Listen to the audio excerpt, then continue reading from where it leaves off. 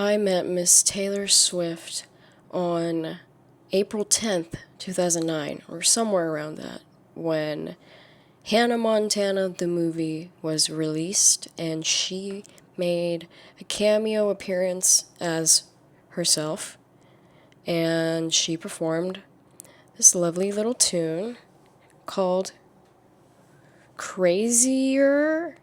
Crazy? Something like that. I think it's Crazier. You make me crazier. Something like that, right? That's how I met her. That's how I was introduced to her, like many, I believe. And I was a huge Hannah Montana stan. And honestly, I was like, who is this? I don't know her. I don't want her in my movie. I need more Miley. And I used to think, like also many people, country music is lame. Ew, who likes country music? You must have terrible taste if you like country music, or be an old person. So, I just wasn't into it. And to me, her vibe at the time very much gave, I'm America's sweetheart, right? And I just did not like that, because growing up I used to, and even now I have a bit more of a rebellious spirit. I think my parents fostered a rebellious spirit within me. And so at the time, there's another pop star that I'm obsessed with, and she is none other than Miss Katy Perry. Miss Katy Perry. And the music video to Waking Up in Vegas, a classic, is released a mere 18 days after Hannah Montana, the movie, was released. So Katie's in her one of the boys era. She's killing it. She's taking the world by storm. And I was a huge fan of her. So she, in my mind, was like the opposite of Taylor Swift. She was a bad girl. She kissed girls. And she like partying. She's one of the guys like me. And she's sexy but also fun and yay, you know. I just love that. And I bought like all of our music videos on iTunes. I would just beg my parents for iTunes gift cards growing up when I was a kid. That's what I wanted, so that I could buy more Katy Perry music videos, Lady Gaga music videos. That was my shit. And put it on my iPod, okay? So I did not like the sweetheart image that she was giving me.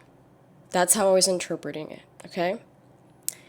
And then, October 22nd, 2012, Red is released. Red.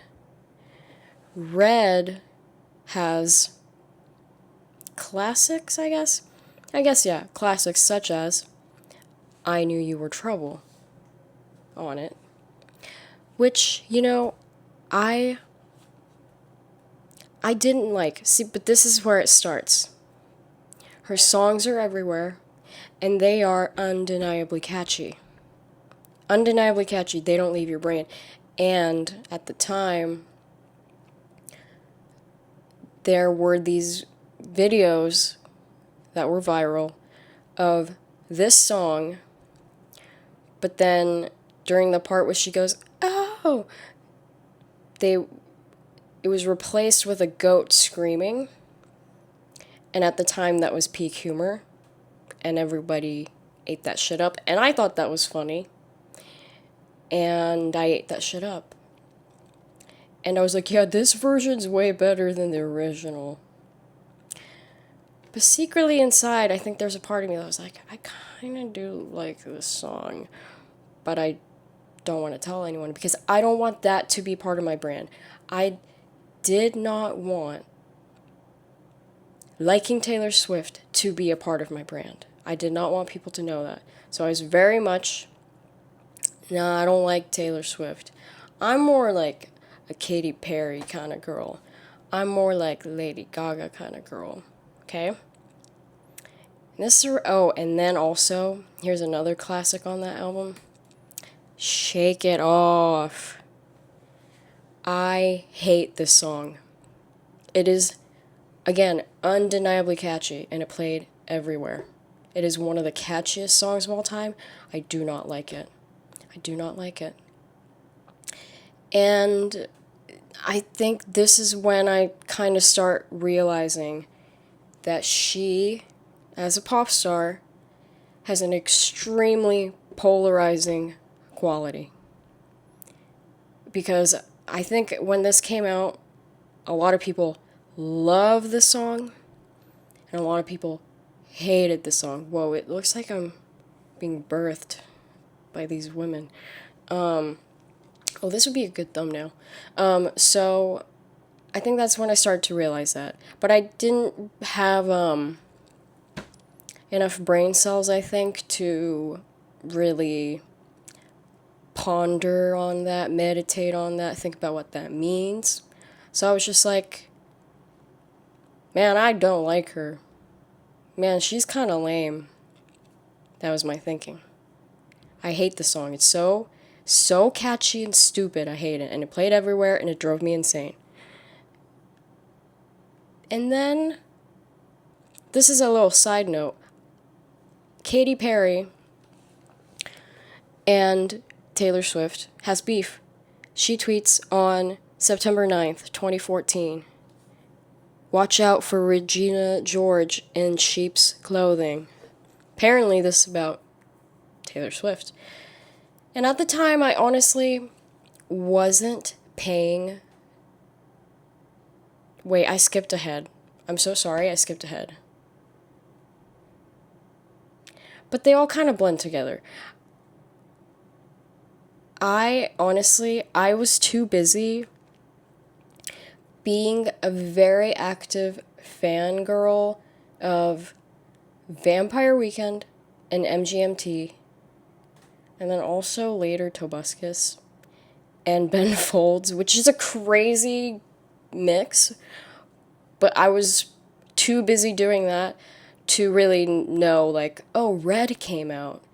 Oh, 1989 came out. I wasn't really paying attention. I would just get the music videos recommended to me on YouTube, and I would see people talking about it. Oh, did you hear the new Taylor Swift song? Did you see the new music video? Okay? So even when Katy tweeted this, and I was also a big fan of Katy, but I wasn't super active in the fandom. So I didn't really know about any of this. I found this out later. A little bit later, not too much later, but I just didn't really know. But this happens. 2014. Shortly after Shake It Off music video comes out, okay? But then, on this album, 1989, she also releases Style, as well as Blank Space. This is when I start going, damn, I actually do really like these songs. I really do. And especially the music video for this song, Style, I thought was quite good. I didn't mind it. I was like, in fact, I might have even liked it. And I also start noticing the self-referential quality to her work around this time, particularly in the Blank Space music video. And she's kind of talking about, oh, I'm like a crazy bitch. But I also understood at the time, I had enough brain cells to be like, oh, she's doing a commentary on like, oh, because everyone's talking about how she dates all these guys and writes songs about them, and she's a crazy bitch, so she was kind of owning it and wrote a song about that, right? As like this character. And I thought that was quite cool. But still, I did not want liking Taylor to be a part of my brand. I did not want to be that girl, okay? And she was still very much, I think, in her, like, I'm a sweet girl era. I would say, to me. To me, I got that vibe. So I still didn't publicly announce the fact that I kind of did like some of her songs. That was a little secret with a little old me. And then, yes, Bad Blood also comes out, looking fierce. And then, again, this is another one. I like the song. I do like the song.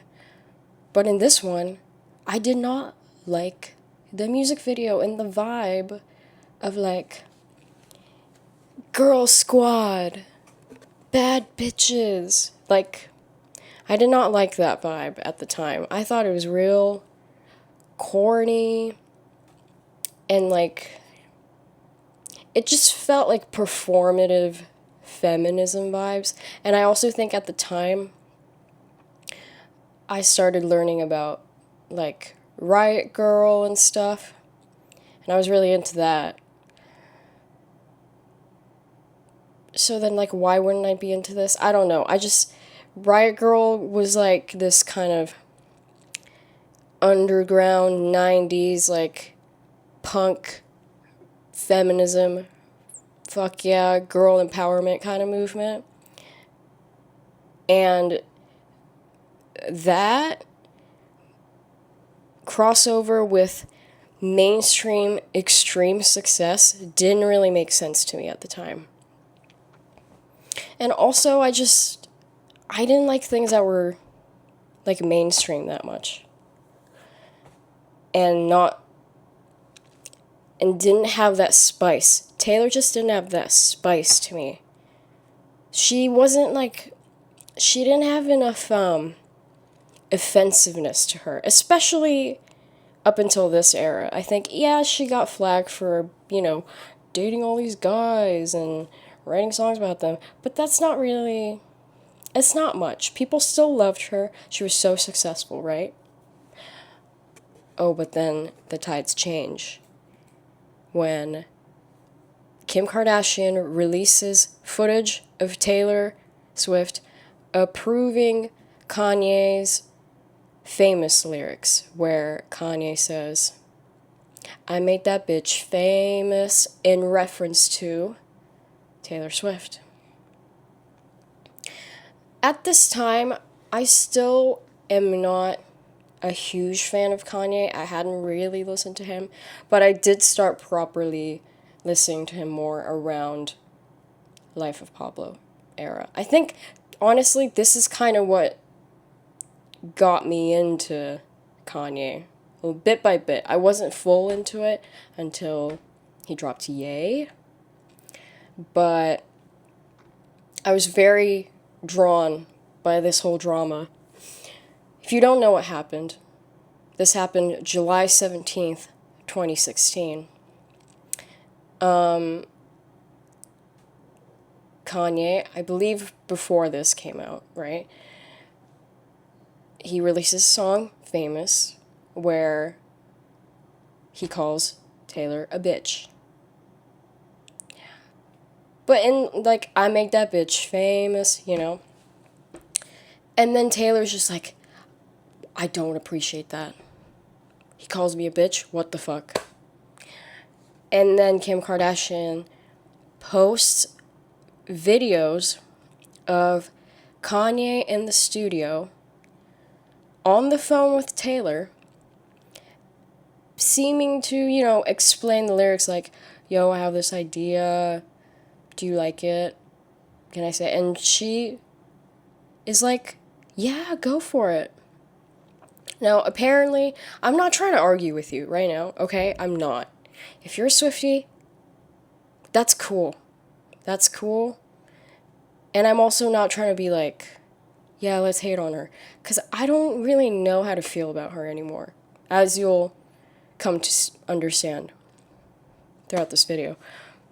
So don't come for me, okay? I'm not trying to, like, make arguments. This is just my perception of her throughout my life and what I've taken in. I've done minimal research on this video. I have like the dates and I have them all in order, but I'm not trying to propose an argument.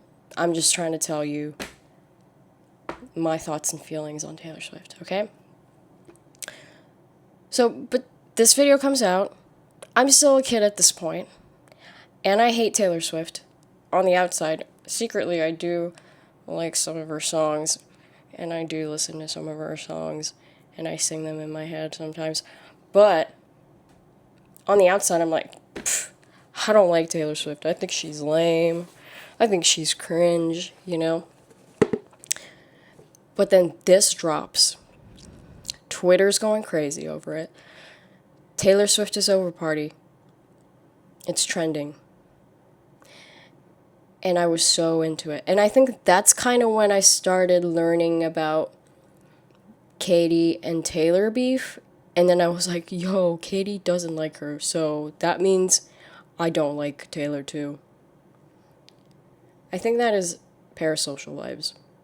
Now I'm kind of realizing. But that was my vibe, okay?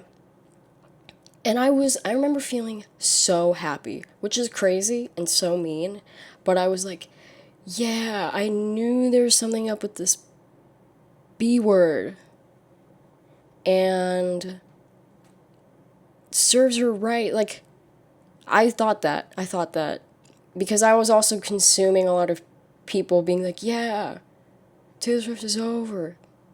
It was like, it was like a cancellation. Before it was being called canceled, I think, I would say. Because people would say, blank is over party, which is cringe, terrible. But that's what's going on. And I was like, yay. And then she disappears for a while. To me, at the time, it felt like a long time of her being silent. And I liked it. Breath of fresh air. Because it seemed like she was non-stop this whole time. And I was like, girl, yeah, take a break. Get off my feed for a bit, thank God. But then I'm shook. I'm shook because Look What You Made Me Do music video drops on like a mere 1 year later. So she wasn't away that long, honestly. Maybe in Popstar, I burped. Maybe in Popstar, passage of time, maybe that is long. And it did feel long, but a year is not that long. But she dips for a year. She comes back all of a sudden, drops this video and song. And here's my take on this song. I do not like the song. Yes, I do understand what they're trying to do at this point. Now I get it, what Jack Antonoff and Taylor were trying to do. And I don't hate it as much now. But when it came out, I was like, oh my God, this is one of the worst songs I've ever heard in my life. Terrible. But the music video, I genuinely did like the music video quite a lot. And I, again, really was fascinated by the self-referential vibes. And, like, this scene's cool. Like, that's kind of crazy. All these Taylors, and they're all, like, like, rah, and then she's on top. Like, that's kind of crazy. I did think that. I was like, that's kind of crazy and creative. And also, this was the first time where she was, like, kind of embracing, like, I'm a bad girl, like, people hate me. I also found it a little cringe. Not a little, I definitely found it cringe. Like, the whole, like, I'm a snake thing, like, did not love it. But I appreciated the fact that she was trying something new. She was going a different direction, and she was almost denouncing her former good girl, sweetheart vibe. So I was like, you know what? I commend you for trying. I commend you for trying. I do not like the song, but I do like the music video, and I do like what you're trying. And then I also start listening to more of her songs from this record. Because one of my bandmates, Ruby, she was also like listening to Taylor Swift at the time. And she was like, you know, Taylor's got some bangers on this record. You should check them out. And I really trust Ruby's taste. So I was like, you know, okay. And I listened to them and I really liked them. And not this one, though. Not this one. I didn't love this one. And then on June 22nd and June 23rd, 2018, she performs at the Wembley Stadium in London. And guess what? I went. Not to see Taylor, but to see Charlie XCX opening for Taylor. Okay? There's a very clear distinction, or so I thought in my mind. That was very important to me. But me and Ruby and another friend, we got tickets to go to the show. I don't remember which date it was, but we went. And in my mind, I was like, yeah, I don't really like Taylor Swift that much, but like, I love Charlie XCX, so yeah, I'm definitely going. And it was such an interesting show. Charlie was great, but also it was a little weird, as she's talked about this show and like this tour in more recent years, I think, where she was like, it felt a little weird singing to a bunch of kids. And yeah, that was a little weird. But you know, I love her and she was great. But the crowd did seem like a little confused. But they were all like, woo, when she played Boom Clap, you know. But the actual Taylor show, yes, I saw all of it. Or at least most of it. And it was so fascinating because her shows are so choreographed and like meticulously built. I mean, that's what like an arena show is like, I think. But to me at the time and now, I was just like, I could not fathom putting on like essentially the same show every single night. And it's, now I know it's not really going to be the same show. I get that. But I was just like, whoa, she's kind of crazy. And I couldn't even, it wasn't even like a good or bad way. I was just like, wow, what a crazy person. That's what I thought. And I'm still like not out with my appreciation for Taylor's music, except to a trusted few. I'm not out. But I'm on tour, I'm playing lots of shows at the time, and I do catch myself listening to Taylor quite often, particularly Delicate. This ain't for the best, my reputation's one of the best songs ever written, I think. I'm not kidding. And I think it is my favorite Taylor Swift song. It's a wonderful song. Okay? And again, self-referential and just a beautiful, beautiful song. So, yeah, I love this song. I think when I started really listening to this song, I was like, okay, yeah. I'm coming out with my love for Taylor Swift, okay? But not like fully. I think I was like, I love Delicate. What a great song. Okay? And it is a little lame though, because it took Ruby someone I really like looked up to and trusted, taste-wise, to come out and be like, yeah, that song's really good. She's actually kind of cool. But, you know, I was a kid, so I wanted to be cool, and I still do, blah, blah, blah. That's a whole nother topic. But that happened. I love Delicate, and I play this song during my DJ set sometimes. It's so good. Okay. And then on June 17th, 2019, You Need to Calm Down is released. And here, depicted here is Miss Katy Perry and Miss Taylor Swift hugging it out. Beautiful moment. I really liked the song and video. I believe this was perhaps the first time where I was like, you know what, I like both. You nailed both. Bitch, you did it.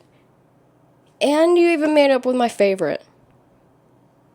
Now, Katy Perry kind of begins her downfall from here. I like her still. Do I love her as much as I used to? No. But, you know, she's one of my heroes. She'll forever be one of my heroes. Made a great, huge impact on me. And look at her. She's hugging it out with Taylor Swift. And this music video is all about, like, I love gay people, you know? And yes, sometimes it did feel a little performative vibes. But you know what? At the same time, there's a bunch of, like, representation in it. And it was very overt. And I believe around this time her documentary came out as well, which I watched. I don't know why. But I just, you know, I like pop culture, so I guess I had to watch it, and I was bored, so I watched it. And there's a part where she's, you know, discussing her politics. And she's very much like, you know, I haven't said anything about politics this whole time, but it's gotten to a point where I have to, like, do something about it. And I'm going to speak out. And she did. And I was like, you know, good for you. That's huge. That's huge. So I like that. I like this music video. I like the song, even though, yes, it is a ripoff of Paper Planes by MIA, which is a great song that I also love. It's a great song to rip off, okay? So I liked it. I'm even more out with my love for Taylor Swift. Still not fully, I would say. And then, but at the same time, Lover, yes, Lover. Lover came out August 23rd, 2019. I liked You Need to Calm Down, and I also liked Cruel Summer a lot, which apparently was also co-written by St. Vincent, which is kind of cool. But a mere week later... Wait, where... Oh. Well, I was going to include a picture of Norman fucking Rockwell by Lana Del Rey. That came out a mere week later. And I was bumping that shit way more. And that was huge. Because it was a turning point in my relationship with Lana Del Rey. Which is a whole nother video I could go on about. But that was huge. And that was like my favorite record of 2019 probably. And one of my favorite records of all time. It's so good. Huge. So, I liked some of the songs on Lover, but not enough to be on repeat about it, and there was Norman fucking Rockwell, and that was all I listened to for a while. And then she does the Folklore Evermore, which I was kind of late to. I wasn't like an active participant during this era. But I was like, okay, cool. New England vibes, I guess, work.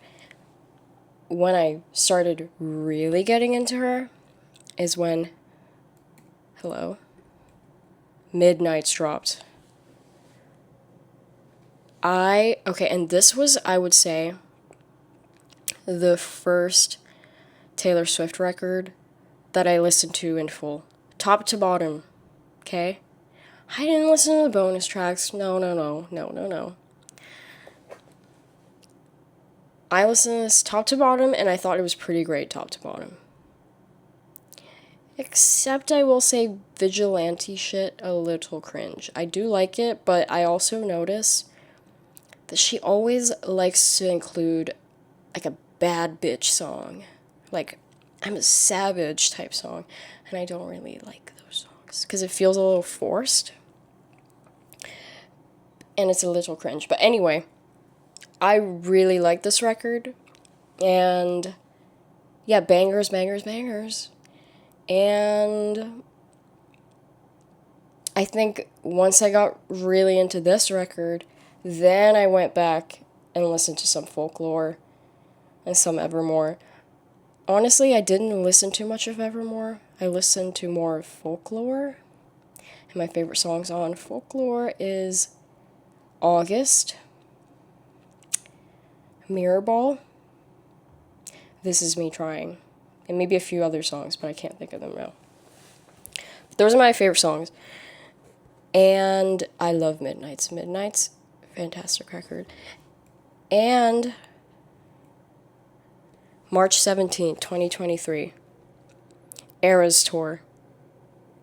Goes on till December 8th of 2024.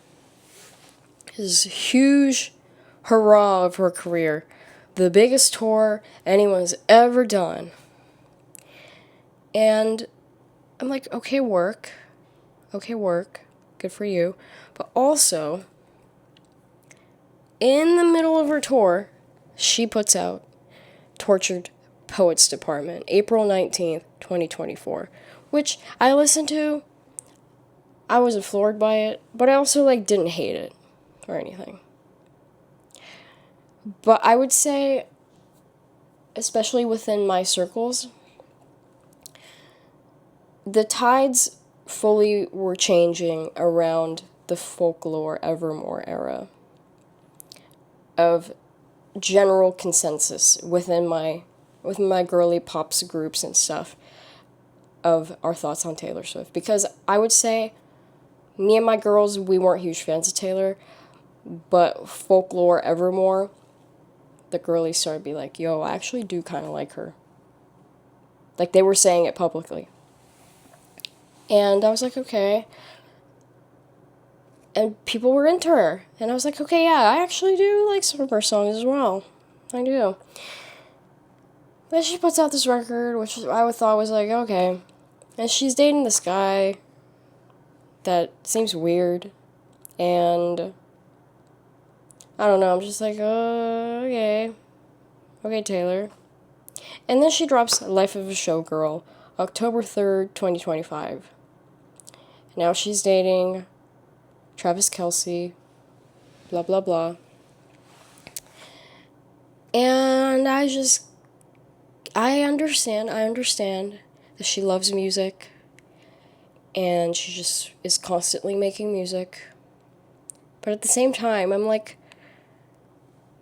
why are you working this hard? Like, what exactly are you driven by? And I kind of go back to that sentiment I had after seeing her Wembley show during the Reputation era, of being like, she seems crazy. And, like, why is she doing this? And then, just like a week or so ago, that was going to be my last picture, but I won't go there yet. Just about a week ago, she has her wedding in New York and shuts down the city or whatever. I don't think she shut down the city. But, it's like a big deal. Adam Sandler, blah, blah, all these celebrities come. She paid security a bunch of money, blah, blah, blah. And, I I'm like, cool. Cool. But I don't know. I'm just like anyone that has so much money, it's just hard for me to understand.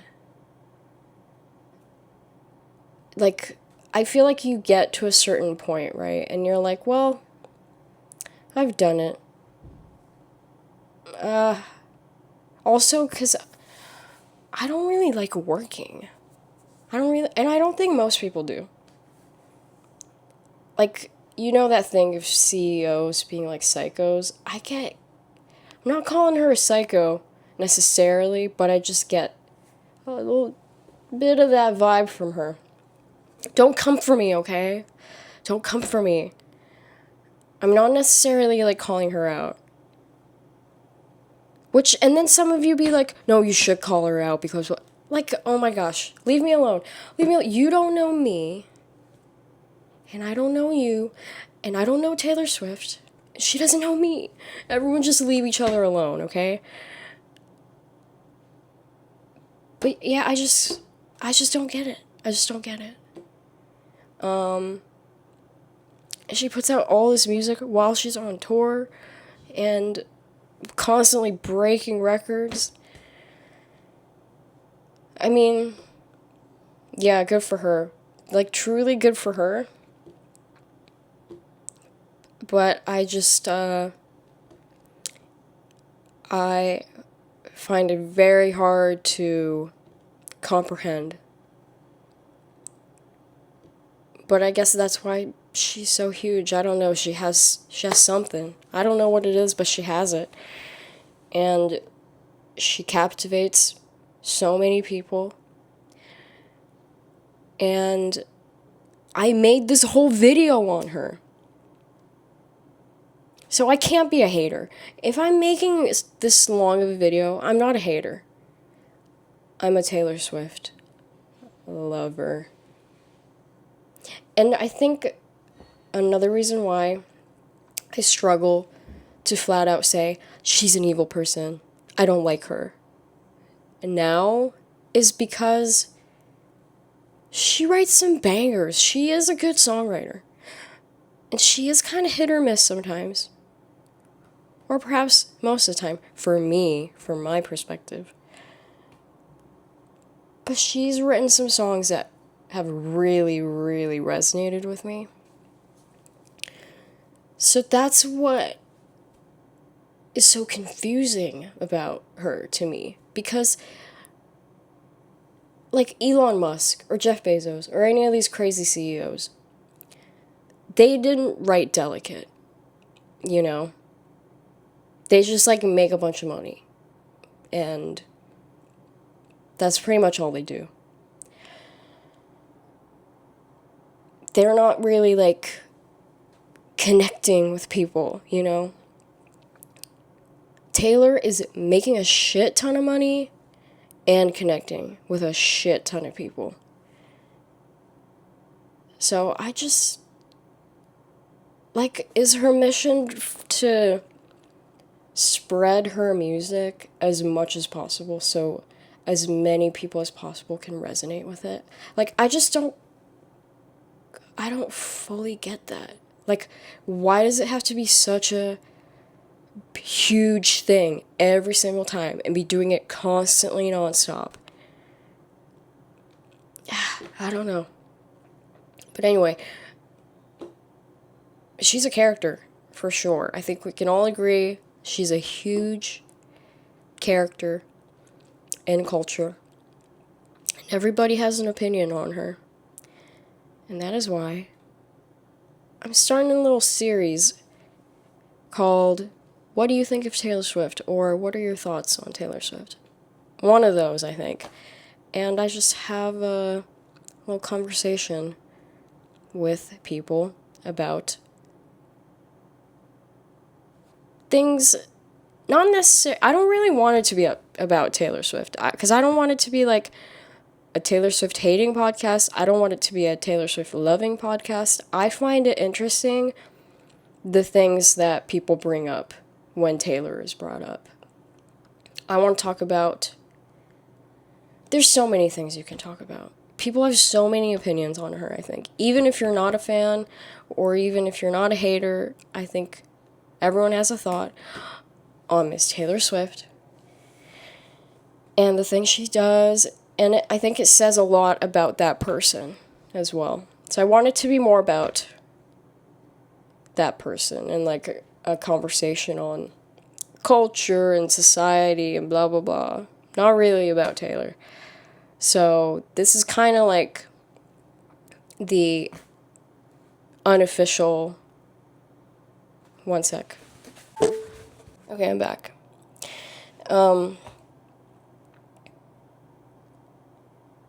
Yeah, this is kind of like the first episode where I share my relationship with Taylor Swift.